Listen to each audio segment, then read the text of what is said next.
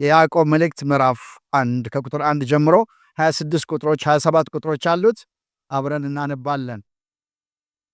የእግዚአብሔርና የጌታ ኢየሱስ ክርስቶስ ባሪያ ያዕቆብ ለተበተኑ ለ12ቱ ወገኖች ሰላም ለእናንተ ይሆን። ወንድሞቼ ሆይ የእምነታችሁ መፈተን ትዕግስትን እንዲያደርግላችሁ አውቃችሁ ልዩ ልዩ ፈተና ሲደርስባችሁ እንደ ሙሉ ደስታ ቁጠሩት። ትዕግስትም ምንም የሚጎላችሁ ሳይኖር ፍጹማንና ምሉዓን ትሆኑ ዘንድ ሥራውን ይፈጽም። ከእናንተ ማንም ጥበብ ቢጎለው ሳይነቅፍ በልግስና ለሁሉ የሚሰጠውን እግዚአብሔርን ይለምን፣ ለእርሱም ይሰጠዋል። ነገር ግን በምንም ሳይጠራጠር በእምነት ይለምን። የሚጠራጠር ሰው በነፋስ የተገፋና የተነቃነቀ የባሕርን ማዕበል ይመስላልና። ሁለት ሐሳብ ላለው በመንገዱ ሙሉ ለሚወላውል ለዚያ ሰው ከጌታ ዘንድ አንዳች እንዲያገኝ አይምሰለው። የተዋረደው ወንድም ግን በከፍታው ባለጠጋም በውርደቱ ይመካ። እንደ ሳር አበባ ያልፋልና ፀሐይ ከትኩሳት ጋር ይወጣልና ሳርንም ያጠወልጋልና አበባውም ይረግፋልና የመልኩም ውበት ይጠፋልና እንዲሁ ደግሞ ባለጠጋው በመንገዱ ይዝላል። በፈተና የሚጸና ሰው የተባረከ ነው፣ ከተፈተነ በኋላ ለሚወዱት ተስፋ ስለ እርሱ የሰጣቸውን የሕይወትን አክሊል ይቀበላልና። ማንም ሲፈተን በእግዚአብሔር እፈተናለሁ አይበል፣ እግዚአብሔር በክፉ አይፈተንምና እርሱ ራሱስ ማንንም አይፈትንም። ነገር ግን እያንዳንዱ በራሱ ምኞት ሲሳብና ሲታለል ይፈተናል። ከዚህ በኋላ ምኞት ጸንሳ ኃጢአትን ትወልዳለች፣ ኃጢአትም ካደገች በኋላ ሞትን ትወልዳለች። የተወደዳችሁ ወንድሞቼ ሆይ አትሳቱ። በጎ ስጦታ ሁሉ ፍጹምም በረከት ሁሉ ከላይ ናቸው። መለወጥም በእርሱ ዘንድ ከሌለ፣ በመዞርም የተደረገ ጥላ በእርሱ ዘንድ ከሌለ ከብርሃናት አባት ይወርዳሉ። ለፍጥረቱ የበኩራት አይነት እንድንሆን በእውነት ቃል አስቦ ወለደም። ስለዚህ የተወደዳችሁ ወንድሞቼ ሆይ ሰው ሁሉ ለመስማት የፈጠነ ለመናገርም የዘገየ ለቁጣም የዘገየ ይሁን። የሰው ቁጣ የእግዚአብሔርን ጽድቅ አይሰራምና። ስለዚህ ርኩሰትን ሁሉ የክፋትንም ትርፍ አስወግዳችሁ ነፍሳችሁን ማዳን የሚችለውን በውስጣችሁም የተተከለውን ቃል በየዋህነት ተቀበሉ። ቃሉን የምታደርጉ ሁኑ እንጂ ራሳችሁን እያሳታችሁ የምትሰሙ ብቻ አትሁኑ። ቃሉን የሚሰማ የማያደርገውን ቢኖር የተፈጥሮ ፊቱን በመስተዋት የሚያይን ሰው ይመስላል። ራሱን አይቶ ይሄዳልና ወዲያውም እንደምን እንደሆነ ይረሳል።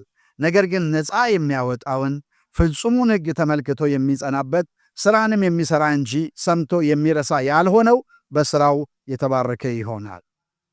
አንደበቱን ሳይገታ ልቡን እያሳተ እግዚአብሔርን የሚያመልክ የሚመስለው ማንም ቢኖር የእርሱ አምልኮ ከንቱ ነው። ንጹሕ የሆነ ነውርም የሌለበት አምልኮ በእግዚአብሔር አብ ዘንድ ይህ ነው። ወላጆች የሌላቸውን ልጆች ባልቴቶችንም በመከራቸው መጠየቅ፣ በዓለምም ከሚገኝ እድፍ ሰውነቱን መጠበቅ። ክብር ለእግዚአብሔር ይሆን። እግዚአብሔር ቃል እንዴት ድንቅ ነው! ደስ ይላል። ክብር ለስሙ ይሆን። የዛሬ 2000 ዓመት ወደኋላ ልመልሳችሁና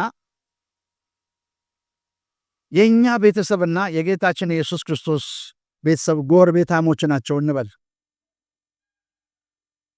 እኛ 2000 ዓመት ምናምን ወደኋላ ሄደን የእኛ ቤት አለ፣ የጌታችን የኢየሱስ ክርስቶስ ቤተሰቦች ቤት አለ። ቅርብ ለቅርብ ጎረቤት ለጎረቤት ነን ብለን እናስብ እና የኢየሱስ ቤተሰቦችን ስንመለከት ዮሴፍ ናዝሬት በምትባል ትንሽ ከተማ፣ ምናልባት ምን አይነት ከተማ እንደምትሆን ብዙ መገመት ባልችልም ወይ ጥቁር ውሃን ታክል ይሆናል ወይ ከቱላ አለፍ ብሎ ያለችው ሐዌላ ነው።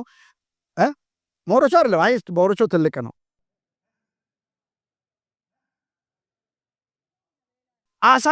ካሳበር ወይንም እንደሱ አይነት ዳት እንበል። ናዝሬት የምትባል ከተማ ጌታችን ኢየሱስ ክርስቶስ ያደገባትና ዮሴፍ በዚች አይነት አነስ ባለች ከተማ በአናጢነት ሙያ የሚተዳደር እንደሆነ ሰው ሁሉ ያውቀዋል። ምክንያቱም በጣም ጥቂት ሰዎች ያሉባት ስለሆነች በሁሉ ሰው ዘንድ የሚታወቅ ነው። እናቱ ማርያም ደግሞ በዛ አካባቢ ትታወቃል። በጣም የተወደደች በጣም የተከበረች ናት። እና ኢየሱስ ወንድሞች አሉት። መጽሐፍ ቅዱስ ወንድሞቹ እንዳሉ እህቶቹ እንዳሉ ስም ዝርዝራቸውን ጭምር ስለሚናገር የማቴዎስ ወንጌል ምዕራፍ 13 ላይ ወንድሞቹ ስማቸው ተዘርዝሯል። እህቶቹም አሉ ይላል። የእህቶቹን ስም አልጻፍም እንጂ ማቴዎስ ስማቸው ግን የወንድሞቹ ስም ዮሳ የሚባል አለ፣ ስምዖን የሚባል አለ፣ ይሁዳም የሚባልም አለ። ስለዚህ ያዕቆብ ደግሞ የሚባላል። 4 ናቸው ወንድሞቹ ስም። ያዕቆብ አለ፣ ዮሳ አለ፣ ስምዖን አለ፣ ይሁዳ አለ። ደግሞ እህቶቹም አሉ። ስማቸውን ማንበብ ከፈለጋችሁ ማቴዎስ ወንጌል ምዕራፍ 13 ቁጥር 55 ላይ ታገኛላችሁ። ጌታችን ኢየሱስ ክርስቶስ የእነሱ ታላቅ ወንድም እንደሆነ መጽሐፍ ቅዱስ በግልጽ ነው የሚናገረው ቃሉ ስለሚናገር እና የበኩር ልጇንም ወለደች በመጠቅለያም ጠቀለለችው ይላል ቃሉ። የበኩር ልጇን ወለደች ማለት ምን ማለት ነው? ሌላ ልጅም አለ ማለት ነው። የሉቃስ ወንጌል ምዕራፍ 2 ቁጥር 7 ላይ ስትመለከት የበኩር ልጇንም ወለደች በመጠቅለያም ጠቀለለችው ይላል። ስለዚህ እነዚህ አሁን የኛ ቤተሰብ ናቸው። አንድ ጥያቄ ልጠይቃችሁ የኛ ቤተሰቦች ስለሆኑ እናንተም እኔም ሁላችንም የኛም ሰፈር ናዝሬት ቢሆን በናዝሬት ተወልደን አድገን ቢሆን የኢየሱስን ቤተሰብ ሙሉ በሙሉ የምናውቅ ብንሆን ጌታችን ኢየሱስ ክርስቶስ ግን ከዚያ ቤተሰብ ውስጥ ከሰማይ የመጣ እግዚአብሔር የሆነ ዓለማትን የፈጠረ ሁሉን ማድረግ የሚችል አምላክ ነው ብላችሁ ማሰብ ይመቻችኋል? ታምኑ ነበረ? ታውቃላችሁ። ዮሴፍን ታውቃላችሁ፣ ማርያምን ታውቃላችሁ፣ ኢየሱስን፣ ያዕቆብን፣ ዮሳን፣ ስምዖንን፣ ይሁዳን ታውቃላችሁ። እና ከነሱ ውስጥ ኢየሱስን አይታችሁ እሱ ከሰማይ ነው የመጣው የእግዚአብሔር ልጅ ነው ዓለማትን የፈጠረ እሱ ነው ብላችሁ ታስባላችሁ? አናስበው። እውነቱ እሱ ነው። አናስበው። ጎረቤት መሆናችን ይቅርና እኛ ራሳችን የዛ ቤተሰብ አባል ብንሆን ራሱ እኛ ራሳችን ከእንደዚህ እንደ አንዱ ብንሆን እና ከኢየሱስ ወንድሞችና እህቶች እንደ አንዱ ብንሆን የኢየሱስን አምላክነት የኢየሱስን ንጉሥነት ራሱ ኢየሱስ እግዚአብሔር መሆኑን አምኖ ለመቀበል በጣም ከባድ ነው የሚሆነው። ስለዚህ ሁላችንም በእውነት ይህና እኛም በሰፈር የምናውቀው ሰው እንደዚህ አምላክ ነው ብለን ለመቀበል በጣም ነው የምንቸገረው። እና ወንድሞቹ አያምኑትም ነበር ማለት ነው። በአጠቃላይ እሱ አምላክ እንደሆነ የእግዚአብሔር ልጅ እንደሆነ ከሰማይ የመጣ እንደሆነ በፍጹም እና ያዕቆብ ሌሎችም በፍጹም አያምኑትም። ግን ጌታችን ኢየሱስ ክርስቶስ እያደገ ሄደ። ዕድሜው 30 ዓመት ሲሞላው ተጠመቀ በመጥምቁ ዮሐንስ እጅ። ከዚያ በኋላ ሰው ሊያደርገው የማይችለውን ታላላቅ ምልክት ታላላቅ ታምራት እየሰራ እያስተማረ እግዚአብሔር መንግሥት ወንጌል እየተናገረ አደገ። እዛው ገና በ30 ዓመቱ ስንመለከት በጣም ትላልቅ ምልክቶችን ያደርጋል። የምልክቶቹ መጀመሪያ አንድ ሰርግ ስፍራ ተገኝቶ ወይን ጠጁ ስላለቀ ውሃን ወደ ወይን ጠጅ ነው የለወጠላቸው እና ቅዱና ስጡ ብለው ነው። በቃ ምንም ሌላ የሆነ ኬሚካል አልጨመረም። አንዳንድ ሰዎች ምን እኮ ውሃን ወደ ወይን ጠጅ መለወጥ ይቻላል፣ እንዴት የሆነ ነገር ትጨምራለህ? ኢየሱስ የሆነ ነገር አልጨመረም። ኢየሱስ ውሃውን እንደዚህ መልሶ አለ፣ ከዛ ቀድታችሁ ስጡ አለ እንጂ ኬሚካል አልጨመረም። እና ተአምር ነው እሱ።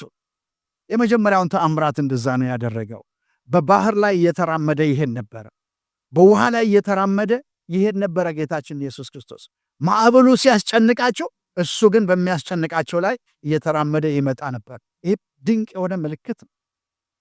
ጌታችን ኢየሱስ ክርስቶስ ፍጥረት በሙሉ የሚገዛለት ነው። ነፋሱን መገሰጽ ይችላል። ነፋሱ ይታዘዘዋል። የባህሩን ማዕበል ይገስጻል። ጸጥ በል ዝም በል ይለዋል፣ ጸጥ ይላል። ነፋሱ ጸጥ፣ ማዕበሉ ጸጥ ይላል። ለቃሉ ይታዘዛል። ክብር ለስሙ ይሁን። ለድምፁ የማይገዛ ፍጥረት እንኳን የለም። ውሆች እንኳን እንደ ግድግዳ በፊት ይቆማሉ። ምልክቶችን ያደርጋል ጌታ ኢየሱስ ክርስቶስ። 5ቱን እንጀራ ለ5,000 ሰዎች መግቧል። 5ቱን እንጀራ 2ቱን ዓሣ ለ5,000 ሰዎች። እንዴት ነው ይሄ መመገብ የሚቻለው? እናንተ ብቻ አስቀምጧቸው፣ 50 እያደረጋችሁ አስቀምጡ። እንጀራውን አምጡ፣ 5ቱን አምጡልኝ። ባረከና ሰጣቸው፣ በሉ፣ ለሁሉም በቃ ጠገቡ። 12 መሶብ ተረፈ ነው የሚለው። ይህ ተአምራት ነው። እና ጌታችን ኢየሱስ ክርስቶስ ሙታንን ያስነሳ ነበር። የሞቱትን አልዓዛር ሆይ ና ውጣ እያለ አልዓዛርን ከሞት አስነስቷል። ሌሎችንም 3 የሚያህሉ ሰዎችም አጋንንት በፊቱ ሊቆሙ አይችሉም። እርሱ የእግዚአብሔር ልጅ ነው። ግን ይህ ሁሉ ሲሆን ወንድሞቹ አያምኑትም። የገዛ ወንድሞቹ ያዕቆብን ጨምሮ አያምኑትም። ዮሐንስ ወንጌል ምዕራፍ 7 ቁጥር 5 ላይ ስትመለከቱ ወንድሞቹ እንኳን አላመኑበትም ይላል። አሁን ያነበብነውን ክፍል የጻፈው የጌታችን ኢየሱስ ክርስቶስ ወንድም የሆነው ያዕቆብ ግማሽ ወንድሙ ነው። ግማሽ ወንድሙ ነው፣ ሙሉ በሙሉ አይደለም። በእናት ነው የሚገናኙት፣ በአባት አይገናኙም። በእናት እንጂ በአባት አይገናኙ። የጌታችን የኢየሱስ ክርስቶስ አባት ማን ነው? እግዚአብሔር ነው። የያዕቆብ አባት ማን ነው? ዮሴፍ ነው። ያዕቆብ ዮሴፍ ማለት ትችላላችሁ። ይሁዳ ዮሴፍ ማለት ትችላላችሁ። ዮሳ ዮሴፍ ማለት ትችላላችሁ። ኢየሱስ ብላችሁ ግን ዮሴፍ ማለት አትችሉ። እርሱ የሕያው እግዚአብሔር ልጅ ነው። ስለዚህ ያዕቆብ የኢየሱስ የእናቱ ልጅ ነው፣ ታናሽ ወንድሙ ነው እና አይሁድ ሊገሉ ሲፈልጉ አይቷል እና በምድር የሚያደርገው ነገር በሙሉ ለየት ያለ እንደሆነ ይመለከታል፣ ግን አያምንም ነበር። ከዛ በኋላ ግን አይሁዶች ሲገሉት በመስቀል ላይ ሲሰቀል ከዛ ወስዶ ሲቀብሩት ያን ሁሉ ያይ ነበር። ምክንያቱም በዛ አካባቢ ማንም በእነዚህ ቀናት የሆነውን ሁሉም ያውቁ ነበረ። የኤማውስ መንገደኞች እንደተናገሩት በእነዚህ ቀናት በኢየሩሳሌም የሆነውን አታውቅም አንተ እንግዳ ነህ እንዴ ብለው እስኪሉስ በመላው ሰዎች ዘንድ የኢየሱስ ሞት የታወቀ ነበር። ጌታችን ኢየሱስ ክርስቶስ ግን ከመሞቱ በፊት በሦስተኛው ቀን እነሳለሁ፣ ወደ ገሊላ እቀድማችኋለሁ ብሎ ነበር እና እስከዚያ ድረስ ወንድሞቹ አላመኑም ነበር። በኋላ ኢየሱስ ክርስቶስ በሦስተኛው ቀን ተነስቶ መቃብሩን ፈነቃቅሎ ሲነሳ ከዚያ በኋላ ያዕቆብ ኢየሱስን አመነ፣ በእውነትም እሱ የእግዚአብሔር ልጅ ነው አለ። ጌታ ኢየሱስ ክርስቶስ ከሞት ከተነሳ በኋላ ለተለያዩ ሰዎች ተገልጦላቸዋል። በመጀመሪያ ለመግደላዊት ማርያም ነው የተገለጠው። ከዚያ በኋላ ለ12ቱ ተገለጠ። ከዚያ በኋላ ከ500 ለሚበዙት ተገለጠ። ለነ ኬፋ ተገለጠ። አንዱ ደግሞ የተገለጠው ለገዛ ወንድሙ ለያዕቆብ ነው። ከሞት ከተነሳ በኋላ ያዕቆብ ኢየሱስን አይቶታል እና ከዚያ በኋላ ያዕቆብ ጌታን ኢየሱስ ክርስቶስን ወዲያውኑ አመነ እና ያዕቆብ ከዚያ በኋላ ታላቅ የእምነት ሰው ነው የሆነው። በጣም ታላቅ የእምነት ሰው ነው የሆነው። እነ ጴጥሮስ እያሉ እነ ዮሐንስ እያሉ ያዕቆብ አለ። ሌላው ያዕቆብ ደግሞ የዘብዴዎስ ልጅ የዮሐንስ ወንድም። እነዚህ ሐዋርያው ጳውሎስ በገላትያ እንደጠቀሰው አዕማድ የተባሉ መሪዎች እነሱ እያሉ የኢየሩሳሌም ቤተ ክርስቲያን የመጀመሪያው ሰብሳቢ እሱ ነበር። የዚያ ሸንጎ የዚያ ሲኖዶስ ሰብሳቢ ያዕቆብ ነበር እና ይህን መልእክት የጻፈው እርሱ ያዕቆብ ነው። ከኢየሱስ ወንድሞች ሌላው አንዱ ይሁዳ ነው ብያቸዋለሁ። ይሁዳም አንድ መጽሐፍ ጽፎልናል። ከ27ቱ የአዲስ ኪዳን መጽሐፍቶች የይሁዳ መልእክት የተጻፈው የኢየሱስ ወንድም በሆነው በይሁዳ ነው። ስለዚህ ያዕቆብ መልእክቱን በሚጽፍበት ጊዜ ራሱን እንዴት እንዳስተዋወቀ ስትመለከቱ ምዕራፍ 1 ቁጥር 1 ላይ ቀድም ቁጥር 1 ተመልከቱ። ራሱን ማን ብሎ እንዳስተዋወቀ ያዕቆብ እንዲህ አለ፣ የእግዚአብሔርና የጌታ የኢየሱስ ክርስቶስ ባሪያ ያዕቆብ። አይታችኋል? ወንድሜ እኮ ነው አይደለም ያለው። ኢየሱስ እኮ የኔ ወንድም እኮ ነው አይደለም ያለው። የእግዚአብሔር ባሪያ የኢየሱስ ክርስቶስን ባሪያ ያዕቆብ። ትልቅ አክብሮት ነው። አሁን እኔ ራሱን እንደ ወንድሜ ብለው እንኳን ለመናገር አልደፈረም። ይሁዳንም ስትመለከቱ ልክ እንደዛ ነው የገለጠው እና ባሪያ እንደሆኑ ለኢየሱስ ራሳቸው እንዳስተዋውቁ እንመለከታለን። ስለዚህ ያዕቆብ ይህንን መልእክት የጻፈው ቁጥር 1 ላይ ስንመለከት በእምነታቸው ምክንያት ተሰደው በምድር ሁሉ ተበታትነው ለነበሩ ለ12ቱ ነገዶች ለአይሁዶች፣ ግን መልእክቱ ለእነሱ ብቻ ሳይሆን ለእኛም የተጻፈ ነው። ያዕቆብ ይህንን መልእክት የጻፈበት ዋናው ምክንያት እንደ ርዕስም አድርጌ ነው የወሰድኩት እምነት በተግባር የሚል ነው።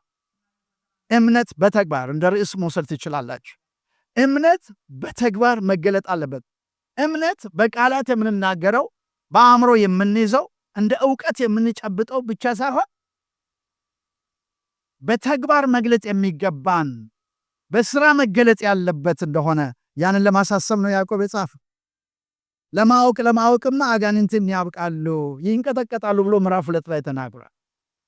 ነገር ግን በስራ መታወቅ መገለጥ አለበት የሚል። ስለዚህ በመካከላቸው ስህተት ነበረ። በዚያን ጊዜ ያዕቆብ ሲጽፍላቸው ዋናው ስህተት ምንድን ነበረ?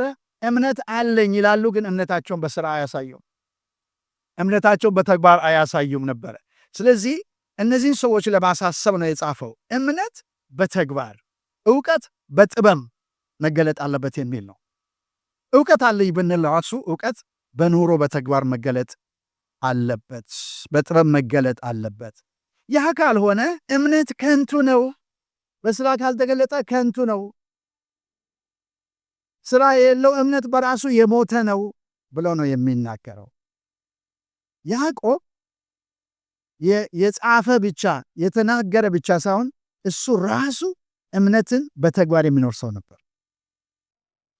የቤተ ክርስቲያንን ታሪክ ስናጠና ያዕቆብ አንድ የሚታወቅበት ነገር አለው። ያም ምንድነው? በጣም የጸሎት ሰው።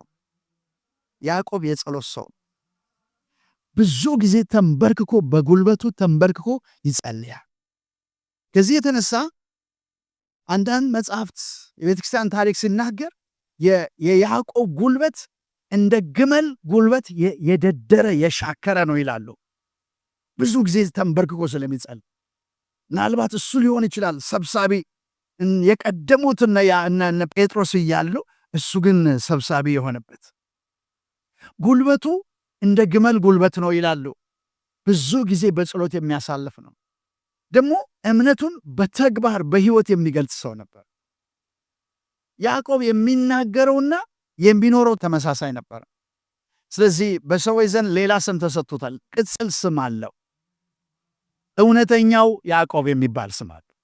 ያዕቆብ ብቻ አለ የሚሉት የቀደሙት ጄምስ ዘ ጀስት ይላሉ። እውነተኛው ወይም ትክክለኛው ያዕቆብ ማለት ነው። እንደሚናገረው የሚኖር እንደሚናገረው የሚያደርግ እውነተኛው ያዕቆብ ብለው ይጠሩታል። ስለዚህ ይህ ሰው ነው እንግዲህ የያዕቆብን መልእክት የጻፈው። እኔ ይህን ክፍል ለመረዳት እንዲመቸን በሶስት ቦታ ከፍየዋለሁ። በሶስት ቦታ ክፍለን እናያለን ያዕቆብ ምዕራፍ 1ን። የመጀመሪያው ሐሳብ ምዕራፍ 1 ላይ የምናየው ስለ ፈተና ልናውቀው የሚገባን ነገር ነው። ስለ ፈተና ልናውቀው የሚገባን ነገር ምንድን ነው? ቁጥር 3 ጀምሮ እንደዚህ ይላል፣ ወንድሞች ሆይ የእምነታችሁ መፈተን ትዕግስትን እንዲያደርግላችሁ አውቃችሁ ልዩ ልዩ ፈተና ሲደርስባችሁ እንደ ሙሉ ደስታ ቁጠሩት። ትዕግስትም ምንም የሚጎላችሁ ሳይኖር ፍጹማንና ምሉዓን ትሆኑ ዘንድ ሥራውን ይፈጽም ይላል። ቁጥር 12 ላይ ደግሞ ስንመለከት ከ12 ጀምሮ ስንመለከት በፈተና የሚጸና ሰው የተባረከ ነው፣ ከተፈተነ በኋላ ለሚወዱት ተስፋ ስለ እርሱ የሰጣቸውን የሕይወትን አክሊል ይቀበላልና። ማንም ሲፈተን በእግዚአብሔር ይፈተናለሁ አይበል፣ እግዚአብሔር በክፉ አይፈተንም፣ እርሱ ራሱ ማንም አይፈትንም። ነገር ግን እያንዳንዱ በራሱ ምኞት ሲሳብና ሲታለል ይፈተናል እያለ ይቀጥላል። ስለ ፈተና ልናውቀው የሚገባን ነገር የመጀመሪያው የእምነታችሁ መፈተን ትዕግስትን ያደርግላችኋል ነው። ስትፈተኑ ትዕግስትን ትማራላችሁ። አንዳንድ ጊዜ ጌታ ሆይ ትዕግስተኛ አድርገኝ፣ ትዕግስትን አልብሰኝ፣ ትዕግስተኛ መሆን እንዲችል እርዳኝ ስንል ፈተና ያስፈልገናል ማለት ነው። ለመማር ነው። በፈተና ውስጥ ነው ትዕግስትን የምንማረው። ስለዚህ ያዕቆብ ይላል ልዩ ልዩ ፈተና ሲደርስባችሁ እንደ ሙሉ ደስታ ቁጠሩት ይላል። ፈተና በራሱ ደስታ ነው ማለት አይደለም። ልዩ ልዩ ፈተና ያለው በተለይ እነዚህ በቁጥር 3 እና 4 የምናየው ፈተናና ቁጥር 13 ጀምሮ የምናየው ፈተና የተለያየ ነው። እሱን ለይተን እናያለን። የመጀመሪያው ፈተና ግን ከቁጥር 3 እስከ 4 ያለው ፈተና፣ ይሄ ፈተና ስለ ክርስቶስ የሚደርስ ፈተና ማለት ነው። ስለ እምነታችን የሚደርስ ፈተና።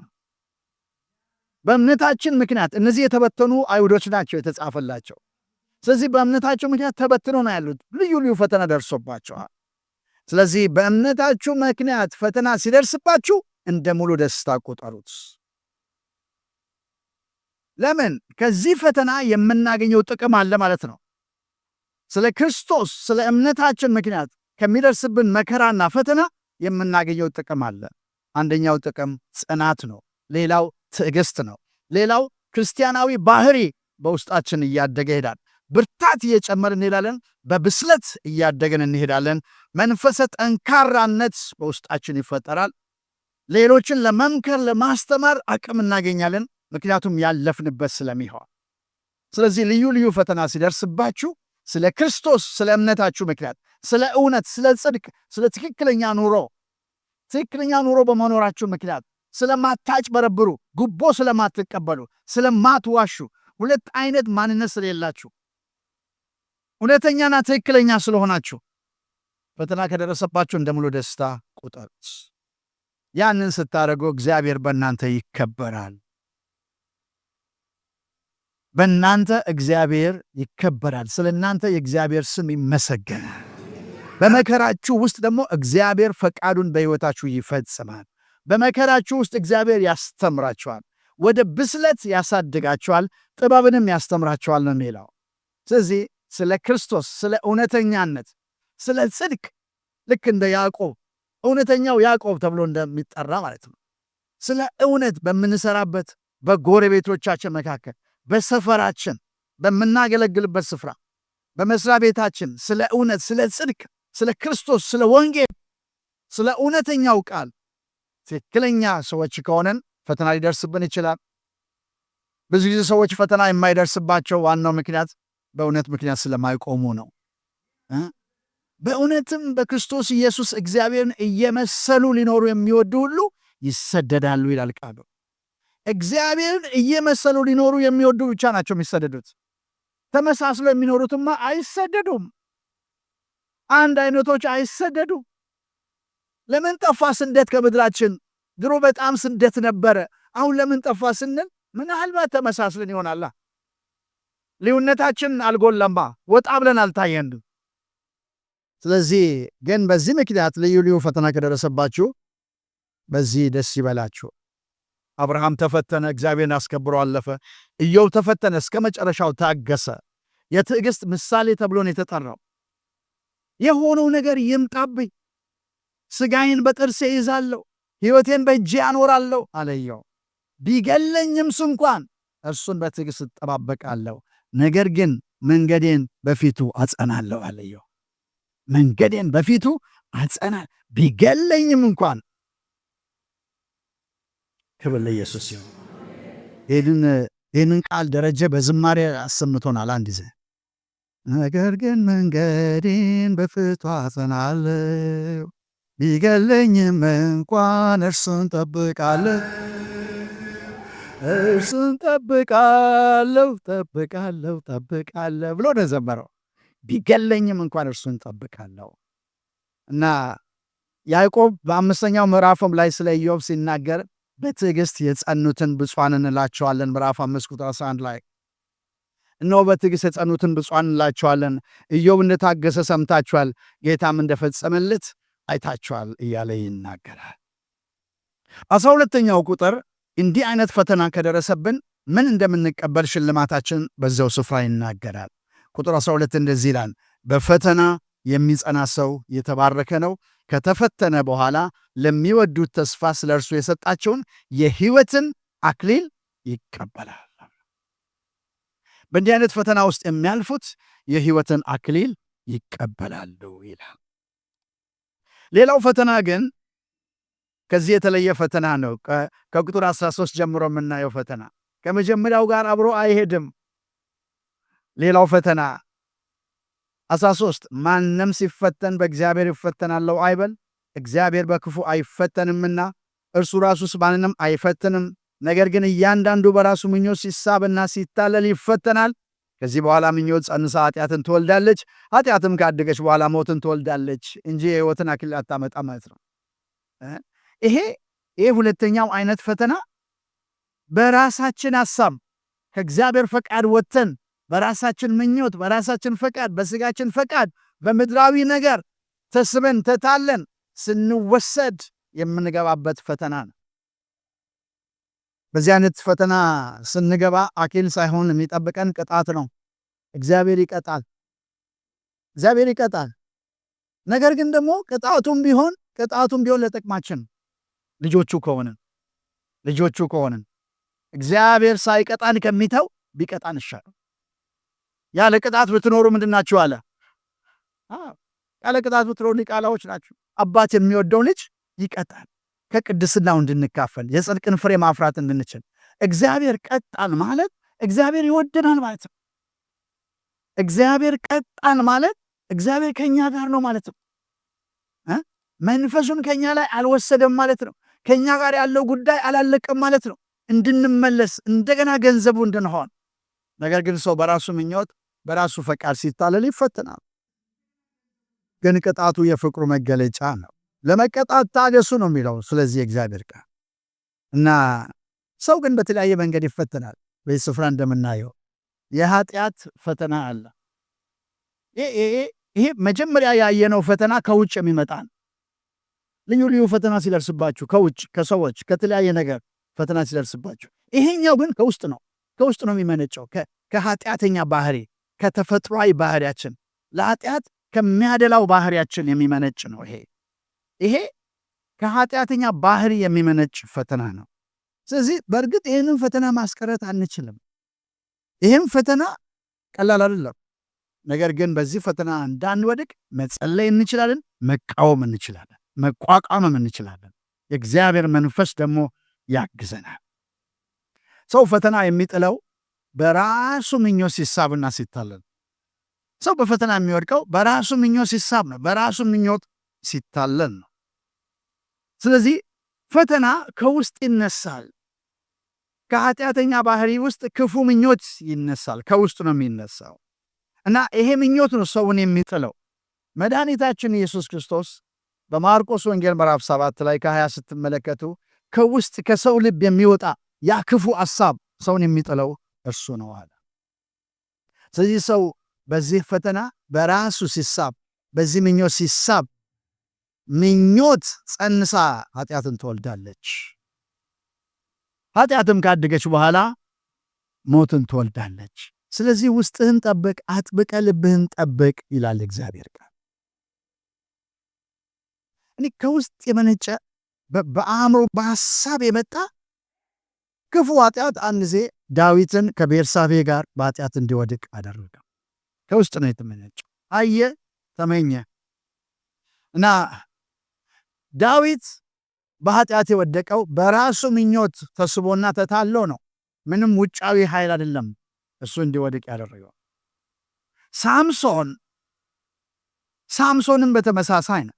የናዝራዊነት ጥሪውን ያቃልለው ከውስጥ በሚመነጨው ከኃጢአተኛ ባህሪ በሚነሳው ኃጢአት ተታሎ። ኤሳው ብኩርናውን የሸጠው ያቃልለው ምን ያደርግልኛል ያለው ጊዜያዊ ምቾት፣ ጊዜያዊ ጥቅም ፈልገው። ሰዎች ለጊዜያዊ ነገር ብለው በኃጢአት ይወድቃል። መጽሐፍ ቅዱስ ስለ ዴማስ ሲናገር ዴማስ አገልግሎቱን ጥሎ የሄደው ይህን ዓለም ወዶ ነው ይላል። ይህን ዓለም ወደደና አገልግሎትን ትቶ እነ ጳውሎስን ትቶ ከነ ጳውሎስ ጋር እኮ አብሮ የሚያገለግል ነበር። ባልደረባ ነበር፣ የአገልግሎቱ አጋር ነበር። ትቷቸው ሄድና ወደ ዓለም ገባ። የት እንደደረሰ ስለ ዴማስ ብዙ ነገር አናይም። ይህን ዓለም ወዶ ትቶኛል አለ ጳውሎስ። ይሄ ከውስጥ የሚነሳ ነው። ስለዚህ ታውቃላችሁ ሰዎች ስለ ኃጢአታቸው ተጠያቂነትን በማንም ላይ ሊያደርጉ እንደማይችሉ ይሄ ያሳየናል። ስለምናጠፋው ጥፋት ማንም ሌላ ሰው የውጭ ሰው ተጠያቂ ሊሆን አይችልም። ምክንያቱም ችግሩ ከውስጥ ስለሚመነጭ፣ ከራስ ስለሚመነጭ። ያኛው ቅድም ጠዋት ላይ ቁጥር 2 እና 3 ላይ ያየነው እሱ ከውጭ ነው የሚመጣው። ነገር ግን ይሄ ከውስጥ ነው የሚመነጨው። ከዚህ የተነሳ ማንም ተጠያቂ ሊሆን አይችልም። አንዳንዶች ምክንያትን ይደረድራሉ። ተጠያቂነትን ወደ ጎን ለማድረግ ስለ ኃጢአታቸው ሌላውን ተጠያቂ ለማድረግ ይሞክራሉ፣ ወይንም ምክንያት ያመጣሉ። ምንም ማድረግ አልችልማ፣ በቃ አማራጭ አልነበረኝም በዚያን ጊዜ ይላሉ። ምንም ማለፍ የምችልበት መንገድ አልነበረም። ስለዚህ ምን ማድረግ እችላለሁ? በእግዚአብሔር ፊት ምክንያት ሊሆን አይችልም። ነው እንዴ? ችግር አጋጥሞ ነው ለካ፣ አማራጭ አተሽ ነው ለካ ይላል እግዚአብሔር። ምንም ምክንያት ተቀባይነት የለውም። ጫና ደርሶብኝ ነው። አንዳንዶች ሰው ፍጹም አይደለም። ያው ሰው ሊሳሳት ይችላል። በቃ ተሳሳትኩ፣ በቃ ምን ላድርግ ታዲያ ይላሉ። ሰው ነኝና ይላሉ አንዳንዶች። አንዳንዱ ሰይጣን አስቶኝ ነው፣ ሰይጣን አስቶኝ። አንድ ያልተጻፈ ላንብብላችሁ። የሰማሁትን መረጃ ነው እንጂ ማስረጃ የለውም። ገዳም ውስጥ እማሆይ ገዳም ውስጥ እየኖሩ ተደብቀው እንቁላል በሻማ ይቀቅሉ ነበር አሉ። ሰው እንዳያቸው በሻማ እንቁላል በማንኪያ ላይ አድርገው እና ከዛ በኋላ መጡና እንዴ እማሆይ ምን ነካዎት? በዚህ ስፍራ በጾም ጊዜ እንደዚህ? ሰይጣን አስቶኝ ነው፣ እኔ አላወኩም፣ ሰይጣን አስቶኝ ነው አሉ። ሰይጣን ደግሞ ብቅ አለና ኧረ እኔም ዛሬ ገና ማየቴ ነው አላለው። እንቁላል በማንኪያ ሲቀቀል ዛሬ ገና ማየቴ ነው፣ እኔ አላውቅም አለ።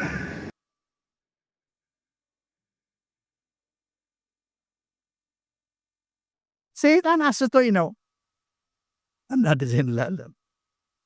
አዳም በኃጢአት ከወደቀ በኋላ ምንድን ነው ያለው? አንተ የሰጠኸኝ ሴት እርሷ አሳተችኝና በላው። ሔዋን ደግሞ ስትጠየቅ እባብ አሳተኝና በላው። በጣም አዝናለሁ። እንግዲህ ምን ይደረጋል? እነሱን ጠይቃቸዋለሁ ነው ያለ። ለእያንዳንዱ የራሱን ሰጥተዋል። ለአዳምም የራሱን፣ ለሔዋንም የራሷን፣ ለእባብም የራሱን። ተጠያቂነትን ወደ ጎን ማድረግ አይቻልም። እዚህ ክፍል ላይ ደግሞ በጣም የሚገርማችሁ አንዳንድ ሰዎች በኃጢአት ስለመውደቃቸው ስለመሳሳታቸው ተጠያቂነትን እግዚአብሔር ላይ ለማድረግ የሚሞክሩ ሰዎች እዚህ ደግሞ ተጽፈዋል። ቁጥር 13 ላይ ተመልከቱ።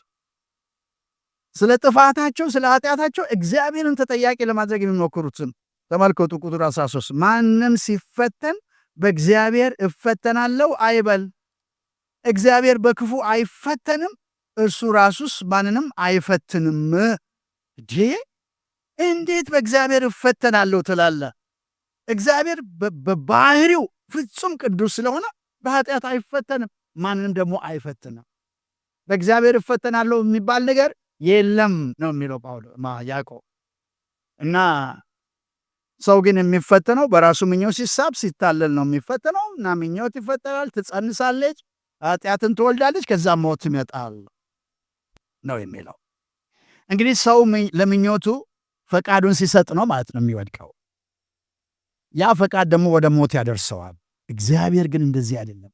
እግዚአብሔር ሁል ጊዜ የሚመራን ወደ መልካም፣ ወደ በጎ። ያን እኮ ነው የሚለው ወደ በጎ፣ ወደ መልካም። ቁጥር 16ን ተመልከቱ። የተወደዳችሁ ወንድሞች ሆይ አትሳቱ፣ በጎ ስጦታ ሁሉ ፍጹም በረከት ሁሉ ከላይ ናቸው፣ መለወጥም በእርሱ ዘንድ ከሌለ፣ በመዞርም የተደረገ ጥላ በእርሱ ዘንድ ከሌለ ከብርሃናት አባት ይወርዳሉ። በጎ ስጦታ ነው እሱ ጋር ያለው፣ ፍጹም በረከት ነው ያለው። እርሱ በጎ ስጦታ ይሰጣል እንጂ ሰውን በክፉ አይፈትንም። ደግሞ የራሱ ያደረገን እንዴት እኛን ይፈትነናል? እሱ ራሱ የራሱ ልጆች አድርጎን እንዴት እኛን ይፈትናል በክፉ? ቁጥር 18 እንደዛ ነው የሚለው። 18 ለፍጥረቱ የበኩራት አይነት እንድንሆን በእውነት ቃል አስቦ ወለደን። እንዴት በእውነት ቃል አስቦ የወለደን አምላክ በክፉ እንዴት ይፈትናል? አሳስቶ እንዴት ይጥለናል? እሱ የፍጥረቱ በኩራት እንድንሆን የመጀመሪያዎቹ እንድንሆን በእውነት ቃል አስቦ የወለደን ጌታ እንዴት በክፉ ይፈትናል? ስለዚህ እንደዚህ አትበሉ ነው የሚለው። አንደኛው ክፍል እንግዲህ እሱ ነው፣ ስለ ፈተና ልናውቀው የሚገባን። ሁለተኛ ስለ ፈተና ልናውቀው የሚገባን ሳይሆን ሁለተኛው ስለ ጥበብ፣ ስለ እምነት፣ ስለ ደስታ ምዕራፍ 1 ላይ ከ5 እስከ 11 ያለው ያንን ነው የሚናገረው። ስለ ጥበብ ምንድነው ማወቅ ያለብን? ስለ እምነትና ደስታ እንደዚህ ይላል። ቁጥር 5 ከእናንተ ማንም ጥበብ ቢጎለው ሳይነቅፍ በልግስና ለሁሉ የሚሰጠውን እግዚአብሔር ይለምን ለእርሱም ይሰጠዋል።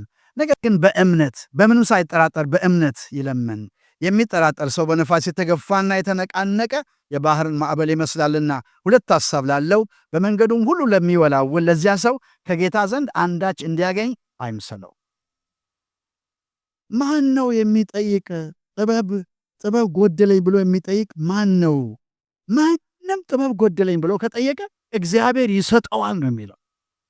በጣም የሚገርም። ከእናንተ ማንም ጥበብ ቢጎለው ሳይነቅፍ በልግስና ለሁሉ የሚሰጠው ነው። ፍቅር ጥበብን ለሁሉ የሚሰጥ አምላክ። በእውነት እንዲያው በዚህ አጋጣሚ ልንገራችሁ፣ በጸሎታችሁ መካከል እግዚአብሔር ሆይ ጥበብን ስጠኝ፣ ማስተዋልን ስጠኝ ማለትን እንዳትተው። ለሻይ ስትጸልዩ እንኳን፣ ቁርሳችሁን ልትበሉ ስትጸልዩ እንኳን ተንበርካችሁ ስትጸልዩ እንኳን ካፌ ገብታችሁ ለማኪያቶ ስትጸልዩ እንኳን ጌታ ሆይ ጥበብና ማስተዋልን ስጠኝ ማለትን እንዳትረሱ። እግዚአብሔር ሰጣለው። ጥበብን የሚለምን ሰው ካለ ሰጣለው። ጠያቂ ጠፋ፣ የሚጠይቅ ጠፋ እንጂ የሚሰጥ አለ እያለ ነው መጽሐፍ ቅዱስ። ሰጪ አለ፣ የሚጠይቅ ነው የጠፋው። ከእናንተ ማንም ጥበብ ቢጎለው ሳይነቅፍ በልግስና ለሁሉ የሚሰጠውን እግዚአብሔር ይለምን ለእርሱም ይሰጠዋል። እና ግን ሲጠይቅ በእምነት ሲለምን ያለ መወላወል ሳይጠራጠር በእምነት ይለምን እግዚአብሔር ጥበብን ይሰጣል። ጥበብ ማለት የትኛው ነው? ጥበብ ማለት በሕይወታችን በሚያጋጥሙ ነገሮች ሁሉ ውስጥ በጥበብ በዘዴ በብልሃት በብቃት ማለፍ የምንችልበት መንገድ ማለት ነው። በሕይወታችን ብዙ ከፍታና ዝቅታ ይገጥመናል። ማጣትና ማግኘት ይፈራረቃል። ጤናና ሕመም ይፈራረቃል። ሐዘንም ደስታም ይፈራረቃል። በዚህ ሁሉ ውስጥ በትክክለኛ ምርጫ በትክክለኛ ውሳኔ ማለፍ የምንችልበትን ጥበብ እግዚአብሔር ይሰጣል ማለት ነው። ይህን ሰጣለሁ አለ እግዚአብሔር። ግራ ስንጋባ፣ አስቸጋሪ ሁኔታዎች ሲገጥሙን ምን ማድረግ፣ ምን መመለስ፣ ምን መወሰን፣ ምን መምረጥ እንደምንችል የምናውቅበት ብልሃት እሱ ጥበብ ይባላል። እና ያ ጥበብ በዩኒቨርሲቲ አይደለም የሚገኘው። እነዚህ አይነት ጥበብ በትምህርት ቤት አይደለም የሚገኘው። እንዲህ አይነት ጥበብ እግዚአብሔር ይሰጣል ነው የሚለው። እግዚአብሔር ይሰጣል። እሱ ነው ደግሞ ትክክለኛው ጥበብ። የመጀመሪያውም ጥበብ እሱ እንደሆነ ቃሉ ሲናገር የጥበብ መጀመሪያ እግዚአብሔርን መፍራት። ስለዚህ ይህ ጥበብ የት ነው ያለው? እግዚአብሔርን በመፍራት ውስጥ። እግዚአብሔርን በመፍራት ውስጥ ያ ጥበባል። ኢዮብ 28 ቁጥር 28ም ስትመለከቱ ተመሳሳይ ነገር ታገኛላችሁ። እግዚአብሔርን መፍራት ጥበብ ነው፣ ከኃጢአትም መራቅ ማስተዋል ነው። እግዚአብሔርን መፍራት ጥበብ ነው። እግዚአብሔርን መፍራት ጥበብ ነው፣ ከኃጢአት መራቅም ማስተዋል ይላል። ክብር ለኢየሱስ ሲሆን እና ጥበብ በጎዳና ላይ ትጮኻለች ይላል። ምሳሌ 8ን ስትመለከቱ በአደባባይ ላይ ትጮኻለች። ማን ነው የሚያገኘኝ? በጎዳና በአደባባይ ቆማ ትጣራለች። እናንተ ሰዎች ወደ እኔ ኑ፣ ጥበብን እንኩ ውሰዱ፣ ተግሳጽን እንኩ ውሰዱ ትላለች። እኔን ያገኘ ሕይወትን ያገኛል፣ እኔን የሚያገኝ ሞገስን ያገኛል እያለ ጥበብ በጎዳና በመንገድ ላይ ትጣራለች። ነገር ግን የሚሰማት የለም፣ መለስ ብሎ የሚጠይቃት የለም። ነገር ግን እግዚአብሔር ጥበብን ለሚጠይቁት ሁሉ ይሰጣቸዋል። ክብር ለኢየሱስ ሲሆን እግዚአብሔር ጥበብን ይሰጣል። የእግዚአብሔር ስም የተባረከ ይሁን። ሰለሞን ይህንን ጥበብ ጠየቀ። ሰለሞን ይህን ጥበብ በጠየቀ ጊዜ እግዚአብሔር በጥያቄው ደስ ተሰኘ። ምክንያቱም ሰው ጥበብን ሲጠይቅ እግዚአብሔር ደስ ይለዋል። ጌታዊ ጥበብን ስጠኝ ብላችሁ ስትለምኑ እግዚአብሔር ደስ ይለዋል። ጌታዊ ማስተዋልን ስጠኝ ብላችሁ ስትጸልዩ እግዚአብሔር ደስ ይለዋል። ስለዚህ ሰለሞን ወደ ንግስና ከመጣ በኋላ ምን እንድሰጥህ ለምን እግዚአብሔር ባለው ጊዜ ጌታ ሆይ እኔ ይህን ሕዝብ መምራት አልችልም፣ ይህን ሕዝብ ማስተዳደር አልችልም፣ አንተ ግን ይህንን ጥበብ ስጠኝ፣ አንተ ግን ይህን ማስተዋል ስጠኝ ብሎ ለምን እግዚአብሔር ደስ አለው። ለራስህ ብልጥግናን አልለመንክም፣ የጠላቶችን ነፍስ አልጠየክም፣ ረጅም ዕድሜ አልጠየክም። ሕዝቤን ለመምራት ጥበብን ነው የጠየከኝ፣ ማስተዋልን ነው የጠየከኝ። ካንተ በፊትም ካንተ በኋላም እንዳንተ ያለ እንዳይነሳ አድርጌ ይህን ጥበብና ማስተዋል ሰጥቻለሁ አለ እግዚአብሔር። በምድር ላይ ከኢየሱስ ክርስቶስ ቀጥሎ ከሰለሞን የሚበልጥ ጠቢብ በምድር ላይ አልተነሳም። ግን ሰለሞን ይህንን ጥበብ ያገኘው ትምህርት ቤት ገብቶ አይደለም። እግዚአብሔርን ለመነ፣ እግዚአብሔርም ሰጥ። ስለዚህ መጽሐፍ ቅዱስ የሰለሞንን ጥበብ ለመስማት ሰዎች ከየአገሩ ይጎርፉ ነበር። የሰለሞንን ዝና ሰምተው፣ ጥበቡን ሰምተው፣ አደራረጉን ሰምተው ከተለያየ ስፍራ ሰዎች ይመጡ ነበር እና መጽሐፍ ቅዱስ እንዲህ ይላል፣ እግዚአብሔርም ለሰለሞን እጅግ ብዙ ጥበብና ማስተዋል በባህርም ዳር እንዳለ አሸዋ የልብ ስፋት ሰጠው ይላል። እጅግ ብዙ ጥበብና ማስተዋል።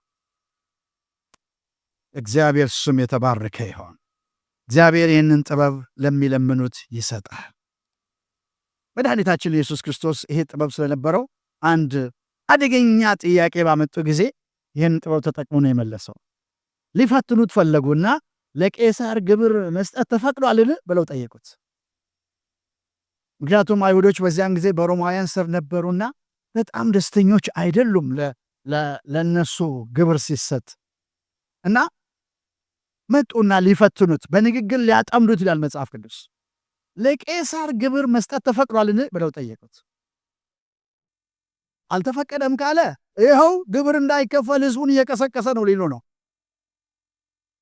በንጉሱ ፊት ሊከሱት ነው።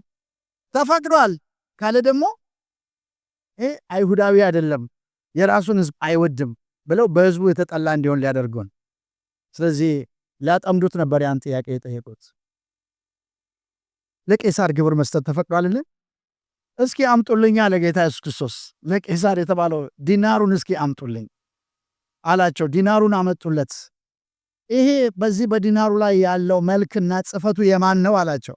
የቄሳር ነው ሲሉት የቄሳርን ለቄሳር የእግዚአብሔርን ለእግዚአብሔር። እንዴት ይከሱታል? በዲናሩ ላይ የቄሳር መልክ ስላለ ለቄሳር አስረክቡ፣ በእናንተ ላይ የእግዚአብሔር አምሳል ስላለ ራሳችሁን ለእግዚአብሔር ስጡ ማለት ይችላል። በእናንተ ላይ የእግዚአብሔር አምሳል አለ፣ የእግዚአብሔር መልክ በእናንተ ላይ አለ። ስለዚህ እናንተ ለአምላካችሁ ራሳችሁን አስረክቡ። ይሄ ደግሞ የቄሳር ስለሆነ ለሱ ስጡት። ይሄ ጥበብ ነው እና እግዚአብሔር ለሰለሞን ለመድኃኒታችን ለኢየሱስ ክርስቶስ ልዩ ጥበብ ነው የሰጠው። ማመዛዘንን በጥልቀት ማየትን እግዚአብሔር ሰጠ። ይህ ጥበብ ዛሬ ለእኛ ያስፈልገናል። ህዝብን ለሚመሩ መሪዎች ይህ ጥበብ ያስፈልጋል። ህዝብን ለሚያገለግሉ አገልጋዮች ህዝባቸውን ሲያገለግሉ ሲመክሩ ይህ ጥበብ ያስፈልጋቸዋል። ለወጣቶች ይህ ጥበብ ያስፈልጋል።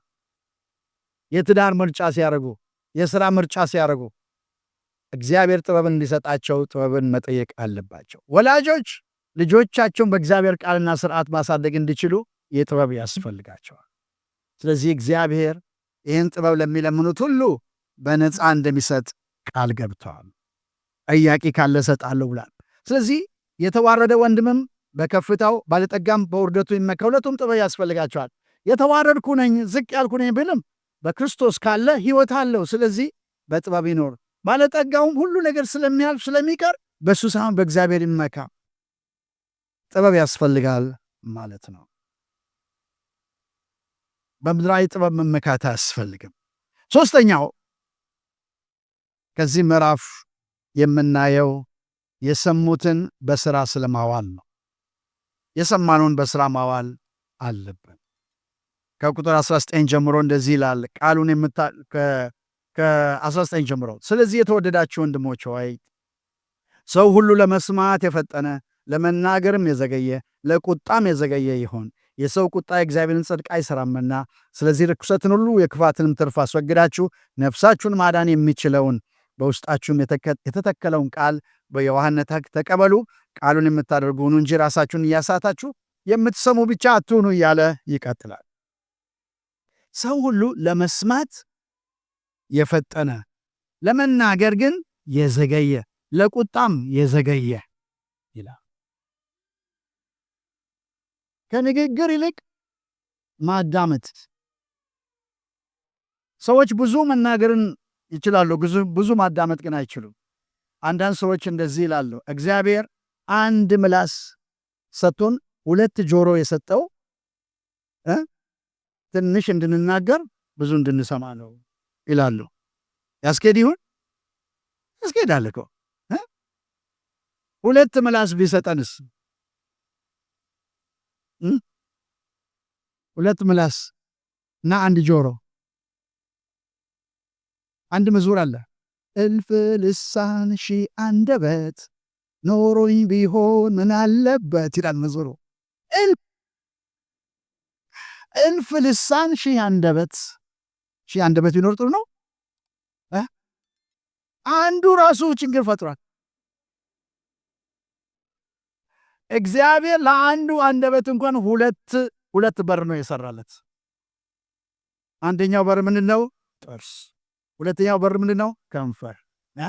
ከዛም ፈተለክ ብሎ ይወጣና አንዱን ባ አድርጎ ዘሎ ይገባል ወደ ውስጥ።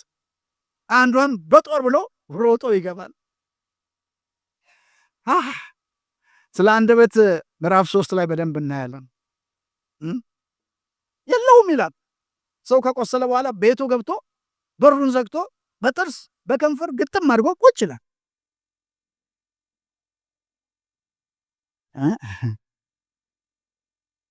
ስለዚህ መጽሐፍ ቅዱስ ለመስማት የፈጠናችሁ ሁኑ፣ ለመናገር አይደለም። ሁለት ነገር ነው። ለመናገር የዘገየ ለቁጣም የዘገየ ይሁን። ለመናገር አትቸኩሉ ማለት ነው። ለመናገር የማይቸኩል ሰው አስተዋይ ሰው። አስተዋይ ሰው ለመናገር አይቸኩል። አስተዋይ ሰው ለመናገር አይቸኩል። ከመናገሩም በፊት አስቀድሞ ያስባል። የሚናገረው እውነተኛ መሆን ስላለበት፣ ለሚሰሙት ጸጋን የሚሰጥ መሆን ስላለበት፣ ለማነጽ የሚጠቅም በጎ ቃል መሆን ስላለበት ሰው አስቦ ነው የሚናገር። በቃሉ የሚቸኩል ሰው ሳያጠፋ አይቀርም። ከእግዚአብሔር ሕዝብ ዘንድ ቁጣ፣ ንዴት፣ ክርክር፣ ክፉ ሐሳብ፣ ስድብ፣ የሚያሳፍር ንግግር፣ ሐሜት፣ ስም ማጥፋት ፈጽሞ ሊወገዱ ይገባል። በዚህ ስፍራ ያዕቆብ ምን አለ? ለቁጣም የዘገየ ይሁን ይላል። ለመስማት የፈጠነ ለመናገርም የዘገየ ለቁጣም የዘገየ ይሁን ይላል። በእርግጥ በሰው ተፈጥሮ ውስጥ ቁጣ አለ። በተፈጥሯችን ውስጥ ቁጣ አለ። ግን የቁጣ መንፈስ የለብንም። ቁጣ በተፈጥሯችን ውስጥ ሊኖር ይችላል። ግን ሁል ጊዜ በቁጣ መንፈስ ተሞልተን ሁሉን ነገር በቁጣ የምናስተናግድ ሰዎች ልንሆን አይገባም። ሰው ራሱን መግዛት፣ ቁጣውን መቆጣጠር አለበት። ቁጣውን መያዝ፣ መግታት አለበት። በመንፈሳዊ ሕይወቱ ያደገ ሰው ቶሎ አይቆጣም። ይህ እውነት ነው። በመንፈሳዊ ሕይወቱ ያደገ ሰው፣ የበሰለ ሰው ቶሎ አይቆጣም። ለምን? እዚህ ጋር መልሱ ሲናገር የሰው ቁጣ የእግዚአብሔርን ጽድቅ አይሰራም ነው የሚለው። እናንተ ተቆጣችሁ የእግዚአብሔርን ጽድቅ ልታመጡ፣ እናንተ ናችሁ የእግዚአብሔርን ጽድቅ የምታቆሙት በእናንተ ቁጣ። የእናንተ ቁጣ የእግዚአብሔርን ጽድቅ አይሰራም። ስለዚህ ትህትና፣ የዋህነት፣ አስተዋይነት ያስፈልጋል። ቁጣን ዝም ብሎ ምንጩን ስታስቡ ራስ ወዳድነት ነው። ምንም ሌላ ነገር ሊሆን አይችልም። ለምን ተነካው፣ ለምን ተበለጥኩ፣ ለምን ያልኩት አልሆነም ካለን በስተቀር። ስለዚህ ቃየን ተቆጣ። ለምሳሌ ኃጢአት በደጁ አደባች። ሰው ሲቆጣ እንደዛ ነው። የሆነ ኃጢአት በቁጣ መካከል ኃጢአት እዛ አካባቢ ያንዣብባል። ቃየን በተቆጣ ጊዜ ኃጢአት አደባች። ጌታ እግዚአብሔር ምን አለው? ኃጢአት በደጅ ታደባለች፣ አንተ ግን ንገስባት። ሊነግስባት አልቻለም፣ ግን ሊቆጣጠራት አልቻለም ማለት ነው። በላዩ ላይ እያደባች የነበረችውን ቁጣ ሊነግስባት ሊቆጣጠራት አልቻለም። ስለዚህ ወንድሙን በሜዳ ላይ ገደለው ይላል መጽሐፍ። ኤሳውም እንደዚሁ ኃጢአት አደባች፣ ወንድሙን ሊገለው ፈለገ፣ ግን ቀጠሮ ያዘ። አባቴ ይሙትና ከዛ በኋላ ገለዋለሁ። ቁጣ የብስለት ተቃራኒ ነው። የፍቅር ተቃራኒ ነው። የመስማማት ተቃራኒ ነው። ስንቆጣ የሚሆን ነገር ምንድነው ታውቃላችሁ? አንደኛ የእግዚአብሔር መንፈስ ያዝናል። በውስጣችን ያለው ለቤዛ ቀን የታተማችሁበትን ቅዱሱን የእግዚአብሔር መንፈስ አታሳዝኑ። ቁጣ፣ ንዴት፣ መራርነት ከእናንተ ይወገድ ይላል ኤፌሶን ላይ። ስንቆጣ የእግዚአብሔር መንፈስ ያዝናል። ስንቆጣ ሌላው ምንድነው የሚሆነው? ዲያብሎስ ፈንታ ያገኛል። እዚህ ጋር እንደምንመለከተው ኤፌሶን ላይ ስንመለከት ለዲያብሎስም ፈንታ አትስጡት ይላል።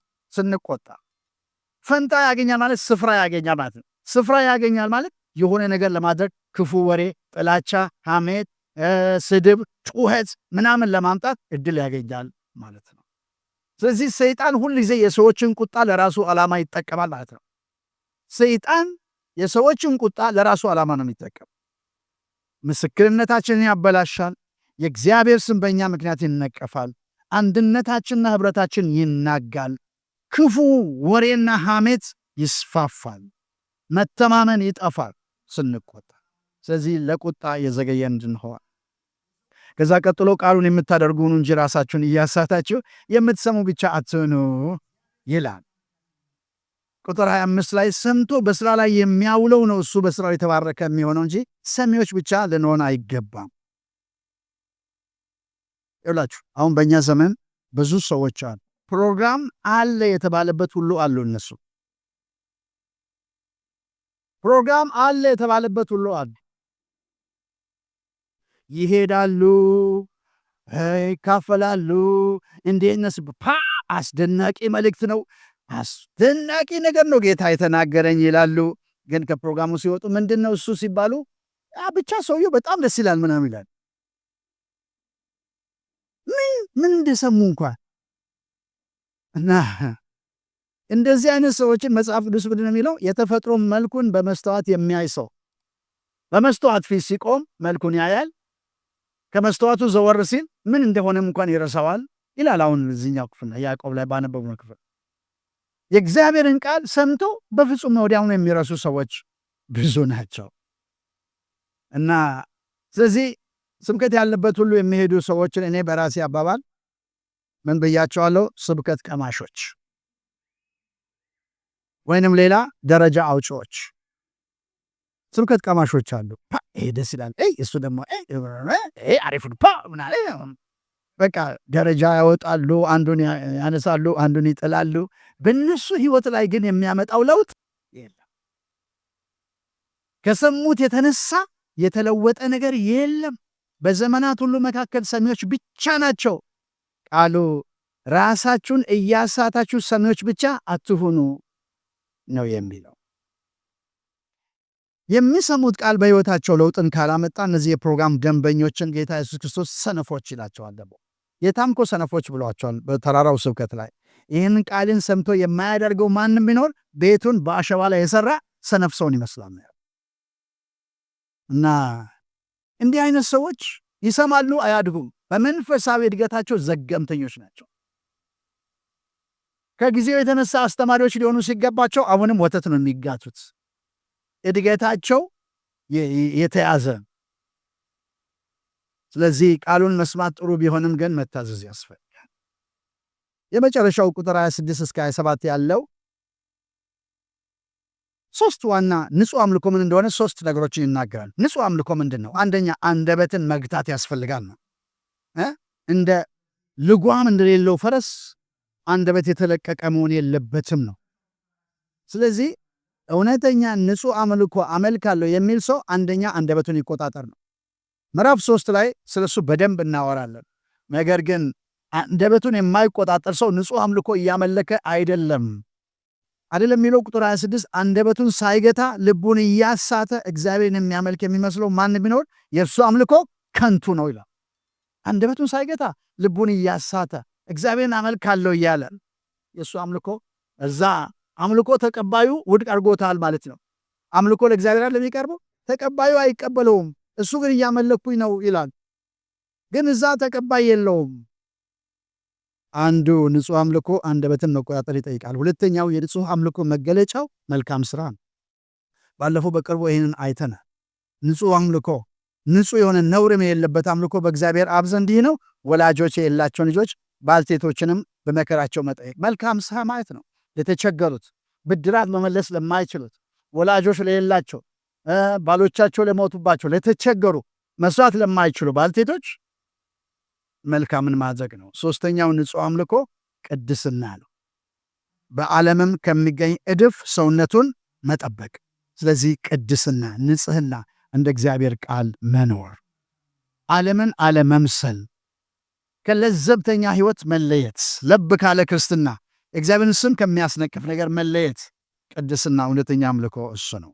ትቀደሱም ዘንድ ፈልጉ፣ ያለ እርሱ ጌታን ሊያይ የሚችል የለምና። ስናጠቃልል በፈተና እንጽና። ስለ ክርስቶስ መከራን እንቀበል። ስለ ሌላ ነገር አለ ሌባ ሆኖ አጭበርባሪ ሆኖ አታላይ ሆኖ መከራን እየተቀበለ ጌታ ከኔ ጋር ነው ማለት አይቻልም። ጴጥሮስም እንደዛ ነው የሚለው። ስለ እምነታችን፣ ስለ እውነት፣ ስለ ጽድቅ መከራን ብንቀበል እግዚአብሔር ዘንድ ዋጋ አለ። ለኃጢአት ራሳችን አንስት፣ ከጊዜያዊው ይልቅ ዘላቂውን እንምረት። ጥበብን ለማግኘት እንለምን፣ እግዚአብሔር ጥበብን ይሰጣል። በእርሱ እንታመን። አለን ነገር አይደለም መመካት ያለብን። ቁጣችንን እንቆጣጠር፣ ራሳችንን እንግዛ፣ መንፈስ ቅዱስን አናሳዝ። ሰሚዎች ብቻ አንሆን፣ በቤተክርስቲያን ተመላላሾች አንሆን። አንደበታችን የምንቆጣጠር ሰዎች፣ መልካም ስራን የምንሰራ፣ ለተቸገሩትን መልካምን የምናደርግ፣ ከዓለም በተለየ ሕይወት በቅድስና እግዚአብሔርን እያመለክን እንኖር። እግዚአብሔር ሁላችንም ይባርከን።